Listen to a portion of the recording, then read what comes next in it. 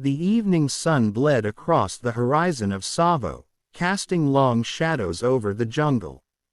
The convoy of buses rattled along the narrow dirt road, each vehicle packed with families, children with school bags on their laps, women carrying baskets of food, elders murmuring quiet prayers as the wheels bumped over the uneven track.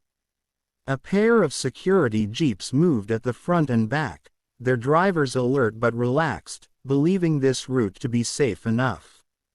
The jungle hummed with its usual chorus of insects and birds, but beneath that natural rhythm, unseen eyes watched, waiting. The first shots came suddenly, sharp cracks that shattered the calm. Windows exploded, passengers screamed, and men in the front jeeps slumped over as bullets ripped through them. From the thick undergrowth on both sides, armed militants poured fire onto the helpless convoy. Panic erupted. Children dove under seats, women clutched their heads, men shouted in confusion. One of the buses skidded to the side, smoke already spilling from its hood. Miles away, a battered military truck was returning from a long reconnaissance patrol. In the passenger seat sat Captain Amina Njoroge, her eyes weary but alert, her uniform dusty from the day's march. She was not supposed to see combat that night, but fate rarely asked permission.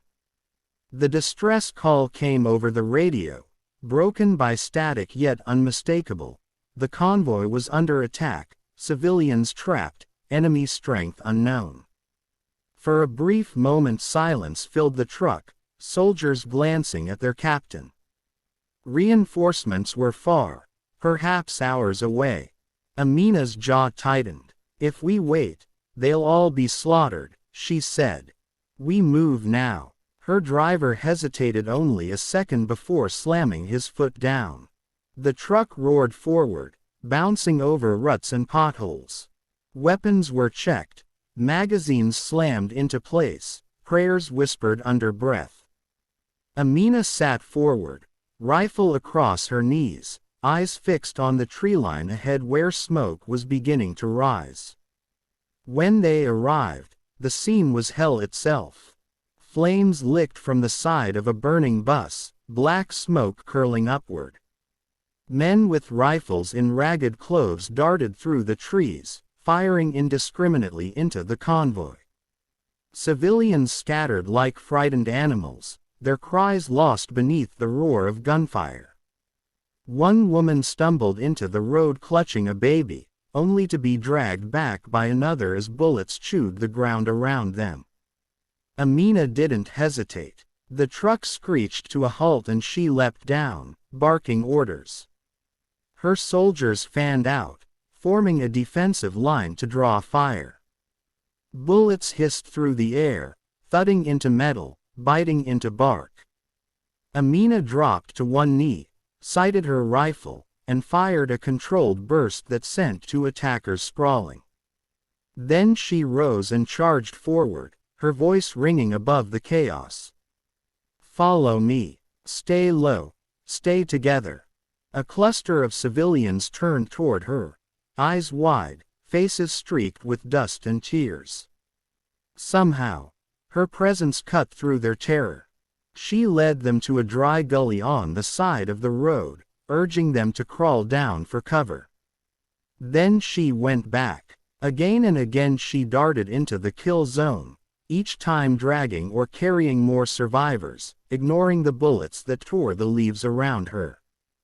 Children clung to her arms, women stumbled behind her, men half carried their wounded. She never slowed, never faltered. Her soldiers fought like lions to buy her seconds. A heavy machine gun rattled from the truck's roof, cutting swaths through the foliage. But the enemy was many, and for every militant that fell, another seemed to rise. At one point a grenade arced through the smoke, landing near a huddled group of women. Without thinking, Amina sprinted, threw herself at them, and pulled them to the ground. The explosion tore the air apart, deafening, showering dirt and smoke, but when it cleared she was still there, pulling the women up, urging them toward safety. The fight dragged on into the night. The jungle became a nightmare of muzzle flashes, burning vehicles, and the desperate cries of the trapped. Amina's body ached, her uniform torn by branches, her arms raw from carrying children, but her determination blazed like fire. Every time someone looked ready to collapse, she lifted them, pushed them forward, whispered words of strength into their ears. "Don't stop. Just a little more. You're safe with me." Hours seemed like days. By the time the first reinforcements finally broke through the lines, the battle had shifted. The militants, facing heavier resistance, melted back into the jungle. Silence slowly reclaimed the night, broken only by the sobs of survivors. One by one they emerged from hiding, guided by Amina's steady hand. Mothers kissed their children, men embraced their wives, and elders clasped her hands with trembling gratitude. When the final count was made, the number stunned even the hardened soldiers. 145 civilians were alive. Every soul that had followed her voice, every trembling child she had carried, had survived. The cost was written in the smoldering wrecks and the blood on the ground, but among the survivors, hope had endured. Later, when reporters asked her what gave her such courage, she gave the same simple answer she would repeat for years: "I was doing my duty. Those people were my family that day." You don't leave family behind. And in the villages that night, when the rescued returned home, parents told their children the story of the woman soldier who ran through fire and darkness for them, the captain who defied death itself. Captain Amina Njoroge was no longer just a soldier, she had become a legend of Kenya.